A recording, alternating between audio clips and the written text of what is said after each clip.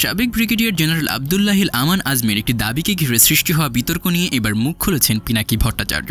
জাতীয় সঙ্গীত পরিবর্তন করা না করা নিয়ে পিনাকি কী বলেছেন সেটিই থাকছে আমাদের আজকের এই আয়োজনে। রাজনৈতিক অঙ্গনের নানান ইতিহাস ও তথ্য পেতে আমাদের চ্যানেলটি সাবস্ক্রাইব করে বেল বাটনটি প্রেস করে রাখুন। পিনাকি তার ফেসবুকে লিখেন, ব্রিগেডিয়ার আজমির সাহেব যে কেন সাংবাদিক সম্মেলন করতে গেলেন জানি না। উনি কি অ্যাচিভ করলেন এই সাংবাদিক সম্মেলন করে? ওনার প্রতি সবার সহানুভূতি ছিল আয়নাঘরের বন্ধু হিসেবে। উনি ট্রমাটাইজড। ওনার কি প্রেসকে মিট করার মতো মানসিক স্থিতি আছে এখন?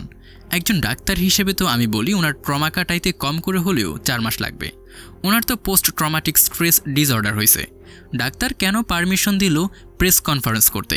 উনি যে জাতীয় সঙ্গীত পরিবর্তনের কথা কইলেন এটা কি ওনার বলার দরকার ছিল? আমি নিজেই জাতীয় সঙ্গীত পরিবর্তনের কথা বলছি আমার ভিডিওতে হাসিনা ক্ষমতায় থাকতে। আমরা তো নতুন সংবিধান লিখব। সেই নতুন সংবিধান রচনা করবে আমাদের ভোটে নির্বাচিত সংবিধান সভা।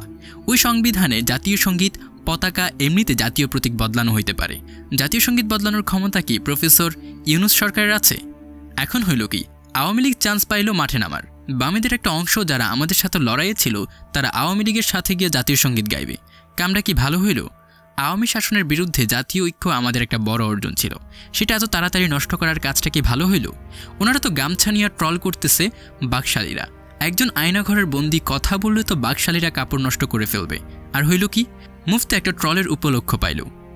আমাদের তো ফ্যাসিবাদের অবশেষ দূর করতে হবে, আহতদের সুচিকিৎসা করতে হবে, হাসিনা আর তার দলের লোকদের বিচার করতে হবে, ভারতের প্রোপাগান্ডাকে রুখে দিতে হবে। এই সময়ে এখন একটা ইস্যু আয়না কি লাভ হইল ভাইবা দেখেন। কিছু সময় ঠাসি খাইয়া বসে থাকা ভালো।